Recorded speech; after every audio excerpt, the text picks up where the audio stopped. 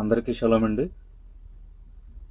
ఈ సమయంలో ధర్మశాస్త్రంలోని ఒక ప్రధానమైనటువంటి ఆజ్ఞ గురించి మనం చర్చించుకుందాం.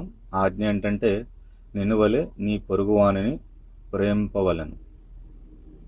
ఇది ధర్మశాస్త్రం అంతటిలో చాలా ప్రధానమైనటువంటి ఆజ్ఞ. ఇది ఎందుకు ప్రధానమైనటువంటి ఆజ్ఞ అనేది మనం ఇక్కడ తెలుసుకుందాం. ఈ యొక్క ఆజ్ఞ యొక్క సారాంశాన్ని, పూర్తి ఉద్దేశాన్ని యోధా దృక్పథంలో నేను మీకు వివరించాలనుకుంటున్నాను. మొట్టమొదటిగా ఈ ఆజ్ఞ మనకి లేవీకాండంలో కనిపిస్తుంది. మనం చూసినట్లయితే లేవీకాండం 19వ అధ్యాయం 18వ వచనంలో,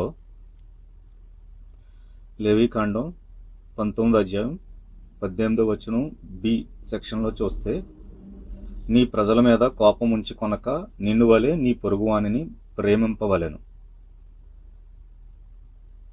అని మొట్టమొదటిగా మనకి లేవీకాండంలో ఒక ఆజ్ఞగా ఇక్కడ మనకి కనిపిస్తుంది. ఇంకా క్రొత్త నిబంధనలో చూసుకుంటే మత్తయి సువార్త 22వ అధ్యాయం 35 నుంచి 39 వచనాల్లో చూసుకుంటే, మనం వారిలో ఒక ధర్మశాస్త్రోపదేశకుడు ఆయనను శోధించుచు, బోధకుడా, ధర్మశాస్త్రంలో ముఖ్యమైన ఆజ్ఞ ఏదని అడిగాను. అందుకు ఆయన, నీ పూర్ణ హృదయంతోనూ, నీ పూర్ణాత్మతోనూ, నీ పూర్ణ శక్తితోనూ నీ దేవుడైన ప్రభువును ప్రేమింపవలెననున్నది. ఇది ముఖ్యమైనదియు మొదటిదియునైన ఆజ్ఞ. నిన్ను వలె నీ పొరుగువాని ప్రేమింపవలెనను రెండవ ఆజ్ఞయు దాని వంటిదే. ఈ రెండు ఆజ్ఞలు ధర్మశాస్త్రం అంతటికిని ప్రవక్తలకును ఆధారమై ఉన్నవని అతనితో చెప్పాను. ఇక్కడ యేసుక్రీస్తు వారు ఏమని అంటున్నారు? ఈ రెండు ఆజ్ఞలు ధర్మశాస్త్రం అంతటికిని ప్రవక్తలకును ఆధారమై ఉన్నవి అని అతనితో చెప్పాను. రెండు ఆజ్ఞలు అంటే మొదటిది ఏది? నీ దేవుడైన ప్రభువును ప్రేమింపవలెను. రెండవది నీ పొరుగువాని ప్రేమింపవలెను. మనం ఈ రెండవ దాని గురించి చర్చించుకుందాం, నీ పొరుగువానిని ప్రేమింపవలెను దాని గురించి.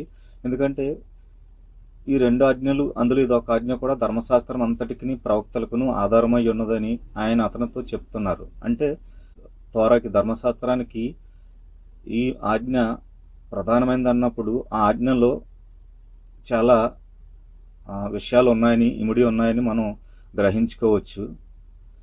ఇదే విషయాన్ని మనం ఒకసారి రోమీయులకు రాసిన పత్రికలో 13వ అధ్యాయం 9వ వచనంలో చూసుకుంటే, పొరుగువానిని ప్రేమించేవాడే ధర్మశాస్త్రం నెరవేర్చినవాడు. ఎలాగనగా, వ్యభిచరింపవద్దు, నరహత్య చేయవద్దు, దొంగిలవద్దు, ఆశింపవద్దు అనునవియు మరి ఏ ఆజ్ఞనను ఉన్న ఎడల అదియు నిన్ను వలె నీ పొరుగువానిని ప్రేమింపవలెనను వాక్యములో సంక్షేపముగా ఇమిడి ఉన్నవి. దీని గురించి చాలా అర్థమయ్యే రీతిలో మీకు వివరించాలనుకుంటున్నాను. అసలు ఇందులో 3 విషయాలు ఉన్నాయి. నిన్ను వలె నీ పొరుగువానిని ప్రేమింపవలెను. నిన్ను వలె నీ పొరుగువానిని ప్రేమింపవలెను అంటే ఇక్కడ ఇందులో ఈ ఆజ్ఞ చూసుకుంటే దీన్ని మనం 3 భాగాలుగా చూసుకోవచ్చు. మొదటిది, ఒకటి ప్రేమించడం, రెండవది పొరుగువాడు, మూడవది నిన్ను వలె నీ పొరుగువాని ప్రేమించడం. అసలు ముందుగా ప్రేమ అంటే ఏమిటి, ప్రేమించడం అంటే ఏమిటి అనేది తెలుసుకోవాలి. ఇక్కడ ప్రేమ అంటే మనందరం సాధారణంగా అనుకునేటువంటి ఒక ఫీలింగ్ లేదా ఒక ఎమోషన్ కాదు, ఒక భావోద్వేగం కాదు, అనుభూతి కాదు. అది మరి ఏంటది? ప్రేమించడం, ప్రేమ, సహోదరుని ప్రేమించడం, పొరుగువాడిని ప్రేమించడం అంటే ఏమిటి అనేది దేవుడు, ఆయన ఉద్దేశం ఏంటి, ఆయన ఏ విధంగా దానిని తెలియపరుస్తున్నారు, ఆయన ఉద్దేశాన్ని. ఈ ఇశ్రాయేల్ సమాజానికి దేవుడు ఒక్కడే ఉన్నాడని, ఆయన ఇశ్రాయేల్ దేవుడని నమ్మే సమాజానికి, ఆయనను అనుసరించే సమాజానికి ఆయన ఏమని ఆయన బోధిస్తున్నాడు అనేది ఇప్పుడు తెలుసుకుందాం. లేవీకాండం 19వ అధ్యాయము 13వ వచనం నుంచి 18వ వచనాల వరకు మనం ఒకసారి స్టడీ చేసినట్లయితే, నీ పొరుగువాని హింసింపకూడదు, వాని దోచుకొనకూడదు, వాని కూలి మరునాటి వరకు నీ వద్ద ఉంచుకొనకూడదు, చెవిటివాని తిట్టకూడదు, గుడ్డివాని ఎదుట అడ్డం వేయకూడదు, నీ దేవునికి భయపడవలెను. నేను యెహోవాను. అన్యాయపు తీర్పు తీర్చకూడదు, బీదవాడని పక్షపాతం చేయకూడదు, గొప్పవాడని అభిమానం చూపకూడదు. న్యాయం బట్టి నీ పొరుగువానికి తీర్పు తీర్చవలెను. నీ ప్రజలలో కొండెములాడుచు ఇంటింటికి తిరగకూడదు. నీ సహోదరునికి ప్రాణహాని చేయ చూడకూడదు. నేను యెహోవాను. నీ హృదయంలో నీ సహోదరుని మీద పగపట్టకూడదు. నీ పొరుగువాని పాపము నీ మీదికి రాకుండానట్లు నీవు తప్పక వానిని గద్దెంపవలెను. కీడుకు ప్రతి కీడు చేయకూడదు. నీ ప్రజల మీద కోపం ఉంచుకొనక నిన్ను వలె నీ పొరుగువానిని ప్రేమింపవలెను. ఇందులో పొరుగువాని గురించి, సహోదరుని గురించి మనం ఎలా ఉండాలి అనేది ఆ సృష్టికర్త ఇక్కడ చాలా స్పష్టంగా తెలియపరుస్తున్నారు. ఇందులో మొదటిది, నీ పొరుగువాని హింసింపకూడదు, వాని దోచుకొనకూడదు. వాని కూలి మరునాటి వరకు నీ వద్ద ఉంచుకొనకూడదంట. చూడండి, ఎవరైతే మనం ఒక కూలీని మనం ఎంగేజ్ చేసుకుంటామో, హైర్ చేసుకుంటామో, అతని యొక్క కూలీని సాయంత్రం పని అవ్వగానే ఆ కూలి అతనికి మనము ఇవ్వాల్సిన వారమై ఉన్నాం. అలా ఇవ్వకుండా మరునాటి వరకు ఆ కూలీని, అతని కూలీని మన వద్దే ఉంచుకుంటే అది పొరుగువానిని హింసించేటువంటి రీతిగా కనబడుతుంది ఇక్కడ. అలా అందచేయకుండా పని అయిపోయిన తర్వాత కూడా కూలీ ఇవ్వకుండా మరుసటి రోజు వరకు అతన్ని ఇబ్బంది పెడుతూ ఉన్నట్లయితే అది హింస కింద లెక్క వస్తుంది అన్నమాట. అది తర్వాత చెవిటివాణిని తిట్టకూడదు, గ్రుడ్డువాని ఎదుట అడ్డం వేయకూడదు. నీ దేవునికి భయపడవలను, నేను యెహోవాను. చూడండి, ఇక్కడ చెవిటివాణిని తిట్టకూడదు, ఎందుకంటే అతనికి వినికిడి లేదు కనుక. గుడ్డువాణిని ఎదుట అడ్డం వేయకూడదు, నీ దేవునికి భయపడవలను, నేను యెహోవాను. గుడ్డువాని ఎదుట అడ్డం వేయకూడదని అంటే ఇక్కడ ఒక పర్సన్ ఎవరైతే ఉన్నారో ఒక మ్యాటర్లో, ఏదైనా ఒక విషయంలో నిర్ణయం తీసుకోవాల్సినటువంటి టైంలో అతను ఒక బ్లైండ్గా ఉన్నాడు అని అనుకుందాం. అంటే ఒక్కొక్కసారి చూడండి, మనం చాలా బ్లైండ్గా నేను నిర్ణయం తీసేసుకున్నాము అని అంటుంటాం. ఏంటంటే ఆ నిర్ణయం భవిష్యత్తులో దేనికి దారితీస్తుంది, ఏమవుతుంది అన్న విషయం మనకి తెలియదు. బ్లైండ్నెస్ అనేది మనలో ఉంది.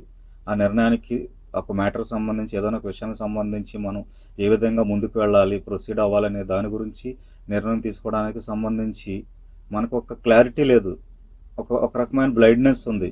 అటువంటి సమయంలో నువ్వు వెళ్ళి నీ సహోదరునికి ఒక మోసపుచ్చే రీతిలోనో లేకపోతే దురుద్దేశంతో ఒక తప్పుడు సలహాని అతనికి కానీ చెందనటువంటి తగినటువంటి ఆలోచన నువ్వు చెప్పడం వలన పాపం చేసిన వాడు అవుతావు అన్నమాట. నీ దేవునికి భయపడవలను, నేను యెహోవాను. చూడండి, నీ దేవుడికి భయపడవలను, నేను యెహోవాను అని చెప్తున్నాడు ఆయన. అంటే చూడండి, మనుషుల ఆలోచనల్ని, వారి హృదయాల్ని మనం ఎరగలేము, కనిపెట్టలేము. లోపల వాళ్ళు ఏమనుకుంటున్నారు, ఏ ఉద్దేశంతో ఉన్నారు అనేది మనకు తెలియకపోవచ్చు, కానీ దేవుడికి తెలుసు. కాబట్టి ఆయన ఏమంటున్నాడు, నాకు భయపడవలను, నేను యెహోవాను అని ఆయన చెబుతున్నాడు అన్నమాట. అన్యాయపు తీర్పు తీర్చకూడదు, భేదవాడిని పక్షపాతం చేయకూడదు, గొప్పవాడని అవమానం చూపకూడదు. చూడండి, అన్జస్టిస్ అనమాట. అంటే అన్యాయపు తీర్పు తీర్చకూడదు, భేదవాడని పక్షపాతం చేయకూడదు. ధనికుడు కదా ఇతనని భేదవాడి బాధ్యత మొత్తాన్ని కూడా, ఇతని యొక్క పోషణ, జీవనోపాధి, జీవనభృతి అంతా కూడా ఈ ధనికుడే చూసుకోవాలని మనం పక్షపాతంగా తీర్పు తీర్చకూడదు. గొప్పవాడని అవమానం చూపకూడదు. న్యాయం బట్టి నీ పొరుగువానికి తీర్పు తీర్చవలెను. ఇక్కడ పొరుగువానికి తీర్పు తీర్చవలను అని ఉంది. మూల భాషలో ఫెలో అని ఉంటుంది అనమాట. అంటే తోటివాడికి తీర్పు తీర్చవలెను అని ఉంటుంది అనమాట. న్యాయం బట్టి నీ తోటివానికి తీర్పు తీర్చవలెను. నీ ప్రజలలో కొండెములాడుచు ఇంటింటికి తిరగకూడదు. చూడండి, గాసిప్ మాంగర్ అంటారు ఇంగ్లీష్లో. నీ ప్రజలలో కొండెములాడుచు ఇంటింటికి తిరగకూడదు. గాసిప్ మోంగర్ అంటే ఆ, ఆ, ఇంటింటికి తిరుగుచు అక్కడ వాళ్ళేం చెప్పుకుంటున్నారు, వీళ్ళేం చెప్పుకుంటున్నారు, అక్కడ ఏం చెడు జరుగుతుంది, ఏం చెడు చెప్పుకుంటున్నారు, ఏం చెడు విందామా అని వెళ్ళి వింటూ ఎక్కడది అక్కడది అక్కడది ఎక్కడికి చెప్తూ అలా తిరుగుతూ పబ్లిక్ మార్కెట్లో దీన్ని ప్రాపగండా చేస్తూ ఉమ్, ఇక్కడ మాటలు అక్కడికి, అక్కడ మాటలు ఇక్కడికి చెప్తూ కలహాలు పుట్టించేవాడు. అటువంటి పనులు చేయకూడదు, అది పాపం అని ఇక్కడ ఆయన చెప్తున్నాడు అన్నమాట. నీ ప్రజలలో కొండెములాడుచు ఇంటింటికి తిరగకూడదు, నీ సహోదరునికి ప్రాణహాని చేయ చూడకూడదు, నేను యెహోవాను. చూడండి, ప్రాణహాని చేయ చూడకూడదని ఉంది. మూల భాషలో అయితే కొంచెం వేరేలా ఉంటుంది. ఎప్పుడైనా మన సహోదరుడు సపోజ్ ప్రమాదంలో ఉండి ఏదైనా నదిలో కొట్టుకొని పోతున్నప్పుడు, లేకపోతే ఏమైనా ఒక అడవిలో క్రూరమృగం అతన్ని చంపడానికి వస్తున్నప్పుడు మనము అతన్ని రక్షించేటువంటి స్థాయిలో ఉండి కూడా రక్షింపకుండా అలా చూస్తూ ఉండడం అనేది పాపం అన్నమాట. అటువంటి పనులు మనం చేయకూడదు. నీ హృదయంలో నీ సహోదరుని మీద పగపట్టకూడదు. చూడండి, నీ హృదయంలో నీ సహోదరుని మీద పగ పట్టకూడదు. ఇంకా చెప్పాలంటే మూల భాషలో ద్వేషింపకూడదని ఉంటుంది, ద్వేషం పెట్టుకోకూడదని. అలాగే ప్రతీకారం చేయకూడదు అన్నట్టుగా ఉంటుంది. చూడండి, ఈ ఈ ఆజ్ఞకి లేదా ఈ స్క్రిప్చర్ వర్స్కి అసలు అర్థం ఏంటి అని అంటే, పగపట్టకూడదు లేదా ద్వేషించకూడదు అని అంటే, సపోజ్ ఎవరైనా ఒక సహోదరుడు మీ ఇంటికి వచ్చి, సపోజ్ లేదు మీరే ఒక సహోదరు ఇంటికి వెళ్ళి నాకు కొడవలి కావాలి అని అడిగారు. అడిగితే అతను ఆ కొడవలి లేదు నా దగ్గర అని బదులిచ్చాడు. సరే అయిపోయింది, వచ్చేసారు. కొన్ని రోజుల తర్వాత ఎవరైతే కొడవలు కావాలని ఎవరైతే ఇంటికి వెళ్ళారో అతను వచ్చి ఇతని ఇంటికి నాకు గొడ్డలు ఉంటే కావాలి, గొడ్డలు కావాలి, అవసరం ఉందని అడిగాడు. అడిగితే ఏమైంది, మొన్న నువ్వు కొడవలు అడిగితే నాకు ఇవ్వలేదు కాబట్టి నేను ఇప్పుడు నీకు గొడ్డలు ఇవ్వనని వదిలేస్తాడు. ఇతనేమో ఫస్ట్ కొడవల కోసం వెళ్ళాడు, కొడవలు అడిగితే అతను లేదని బదులిచ్చాడు. కొన్ని రోజుల తర్వాత అతనికి ఇతని వద్ద గొడ్డలు అవసరం అయ్యి అడగడానికి వచ్చాడు. గొడ్డలు కావాలని అడిగితే ఇతనేమన్నాడు, నువ్వు మొన్న నేను మీ ఇంటికి వస్తే కొడవలు అడిగితే లేదన్నా కాబట్టి నేను దానికి ప్రతిగా నీకు గొడ్డలు ఇవ్వను అని బదులిచ్చాడు. అంటే ఇది దేని కిందకు వస్తుంది, ప్రతీకారంలోకి వస్తుంది అనమాట, రివెంజ్ అనమాట. అంటే అతను అలా చేశాడు కాబట్టి నేను ఎలా చేస్తానని చేయటం రివెంజ్లోకి వస్తుంది, ప్రతీకారంలోకి వస్తుంది. అలాగే పగపట్టకూడదు అని అంటే ఏంటి, ఇంకొక రకం ఉంది ఇందులోనే. సపోజ్ మనం కొడవల కోసమని వెళ్ళాం, వెళ్తే అతను కొడవలి లేదని బదులిచ్చాడు, మనం వచ్చేసాము, అయిపోయింది. కొన్ని రోజుల తర్వాత అతనికి గొడ్డలు అవసరమై మన దగ్గరికి వచ్చి గొడ్డలు కావాలని అడిగాడు. అయితే ఇతని దగ్గర గొడ్డలు ఉంది, ఇవ్వడానికి సిద్ధపడి ఏమని బదులిస్తాడంటే, నేను నీలా కాదు, మొన్న వచ్చినప్పుడు కొడవలు కావాలని అడిగితే నువ్వు లేదని చెప్పావు, కానీ నేను నీలా కాదు, నా దగ్గర గొడ్డలు ఉంది, ఇస్తున్నాను, నేను నీ వంటి వాడను కాదు అని బదులిస్తాడు. అంటే ఇక్కడ చెప్పే సమాధానాన్ని బట్టి ఏమర్థమవుతుంది, అతను హృదయంలో ద్వేషాన్ని ఉంచుకున్నాడు చాలా రోజులు, ద్వేషంతో ఉన్నాడు అనమాట. చాలా రోజులు అతని హృదయంలో ద్వేషాన్ని నింపుకొని ఉన్నాడు. అలా చాలా రోజుల నుంచి ద్వేషాన్ని హృదయంలో నింపుకొని ఉండడం ఏమవుతుందంటే పగపట్టడం అనమాట, అంటే గ్రజ్జి పెట్టుకోవడం అనమాట, పగలోకి వస్తుంది అది. అటువంటిది నువ్వు చేయకూడదు అని చెబుతున్నాడు. అలాగే నీ పొరుగువాని పాపం నీ మీదకి రాకున్నట్లు నీవు తప్పక వానిని గద్దెంపవలెను. అంటే మూల భాషలో ఎలా ఉంటుందంటే పబ్లిక్గా గద్దించవద్దు, అలా గద్దిస్తే దానివల్ల అతను చిన్నబుచ్చుకుని ఏదైనా ఇబ్బంది పడినట్లయితే ఆ పాపము నీ మీదకి రాకుండానట్లు వానిని గద్దించాలన్నట్టుగా ఉంటుంది. ఒకవేళ పబ్లిక్గా గద్దించినప్పుడు అతను దానివల్ల ఇబ్బందులు గురైతే కనుక అటువంటి ఆ పాపం కూడా మన మీదకి వస్తుంది. కాబట్టి అటువంటి పాపము రాకున్నట్టు తప్పక మనం చూసుకోవాలన్నమాట. మనల్ని మనం కీడుకు ప్రతి కీడు చేయకూడదు, నీ ప్రజల మీద కోపం ఉంచుకొనక నిన్ను వలె నీ పొరుగువానిని ప్రేమింపవలెను. చూడండి, కీడుకు ప్రతి కీడు చేయకూడదు, నీ ప్రజల మీద కోపం ఉంచుకొనక నిన్ను వలె నీ పొరుగువాని ప్రేమింపవలెను. ఇక్కడ ప్రజల గురించి కూడా చెప్తున్నాడు. ప్రజలంటే ఎవరు, ఈ సమాజంలో ఉన్నటువంటి వారే. ఎవరు సృష్టికర్తనే దేవుడు ఒక్కడే, ఈ సర్వసృష్టిని ఒక్కడే సృజించాడని, ఆయన ఇశ్రాయేలు దేవుడని ఎవరైతే నమ్ముతున్నారో ఈ ప్రజలందరూ ఒక సమాజం అనుకుంటే అటువంటి ప్రజల్ని ఏంటి కోపం ఉంచుకొనక నీ పొరుగువానిని ప్రేమింపవలెను, కీడుకు ప్రతి కీడు చేయకూడదు. అంటే ప్రతీకారము, ద్వేషము నింపుకొని పగబట్టడం ఇటువంటివి చేయకూడదు, ఇంతకుముందు చెప్పబడినట్లుగా.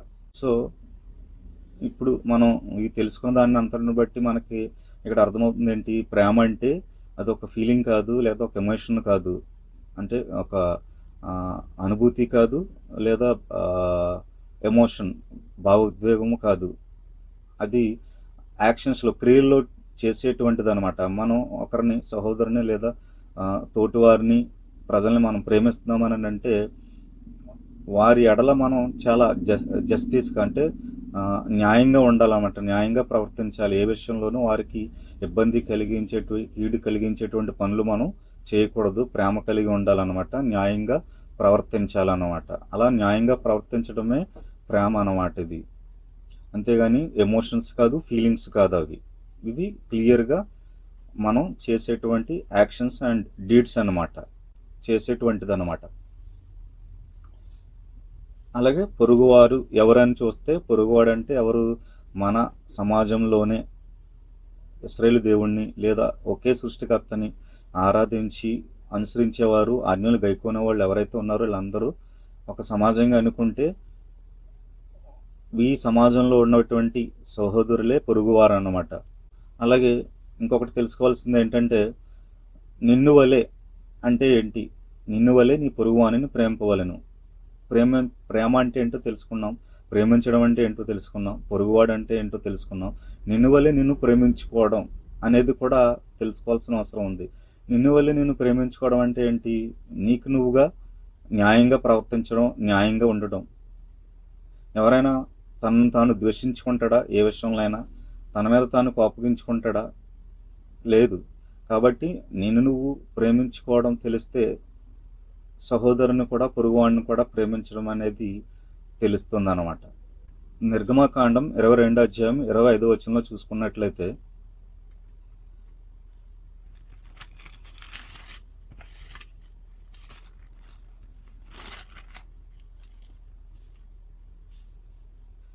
నా ప్రజలలో నీ వద్ద నుండి ఒక బేదవానికి సొమ్ము అప్పిచ్చినడలా వడ్డీకిచ్చువాని వలె వాని ఎడల జరిగింపకూడదు, వానికి వడ్డీ కట్టకూడదు. నీవు ఎప్పుడైనను నీ పొరుగువాని వస్త్రముగా కుదువుగా తీసుకునేటలా సూర్యుడు అస్తమించి వేళకు అది వానికి మరలా అప్పగించుము. వాడు కప్పుకొనున్నది అదే, అది వాని దేహమునకు వస్త్రము. వాడు మరి ఏమి కప్పుకొని పండుకొనును, నేను దయగలవాడను. వాడు నాకు మొరపెట్టినడలా నేను విందును. ఈ వాక్యంలో మనకు అర్థమవుతుంది ఏంటంటే, పొరుగువాని ఎడల దయగా ఉండాలన్నమాట. ఎప్పుడైనా పొరుగువాని వస్త్రం కుదువుగా తీసుకున్నామంటే సూర్యుడు అస్తమించే వాళ్ళకి అది వానికి మరలా అప్పగించమని అక్కడ చెబుతున్నాడు అన్నమాట. అంటే అక్కడ మనం దయగా ఉండాలి, దయతో ఉండాలి పొరుగువాని ఎడల అని చెబుతూ, నేను దయగలవాడను, నాకు మొరపెట్టిన ఎడల నేను విందును అని ఆయన సెలవిస్తున్నాడు అన్నమాట. చివరిగా రోమీయులకు రాసిన పత్రిక 13వ అధ్యాయం 9వ వచనంలో చూసుకున్నట్లయితే, ఒకరినొకడు ప్రేమించడం విషయంలో తప్ప మరేమీ ఎవనికి అచ్చి ఉండవద్దు. పొరుగువానిని ప్రేమించేవాడే ధర్మశాస్త్రం నెరవేర్చినవాడు. ఎలాగనగా వ్యభిచరింపవద్దు, నరహత్య చేయవద్దు, దొంగిలవద్దు, ఆశింపొద్దు అనున్నవి మరి ఆజ్ఞను ఉన్న ఎడల అది నిన్ను వలె నీ పొరుగువానిని ప్రేమింపవలని వాక్యంలో సంక్షేపముగా ఇమిడి ఉన్నవి. ప్రేమ పొరుగువానికి కీడు చేయదు కనుక ప్రేమ కలిగి ఉండుట ధర్మశాస్త్రం నెరవేర్చుటయే. చూడండి, నిన్ను వలె నీ పొరుగువాని ప్రేమించబడిన దానిలోనే మొత్తం ధర్మశాస్త్రం అంతా ఇమిడి ఉందంట. మరి ఆ ఒక్క దాంట్లోనే ధర్మశాస్త్రం అంతా ఇమిడి ఉంటే మిగిలిందంతా ఇంత పెద్ద గ్రంథం ఇవన్నీ ఎందుకని అంటే, ఇదంతా కూడా నిన్ను వలె నీ పొరుగువాని ప్రేమించుము అనే దానికి సంబంధించినటువంటి ఎక్స్ప్లెనేషన్స్ అనమాట, వివరణలు అనమాట. ఈ ధర్మశాస్త్రం అంతా కూడా, ఈ ప్రవక్తలు కూడా ఇవన్నీ కూడా పొరుగువాడిని ప్రేమించడము ఎలా అనే దానికి సంబంధించిన ఎక్స్ప్లెనేషన్స్. మీ అందరికీ షలోం.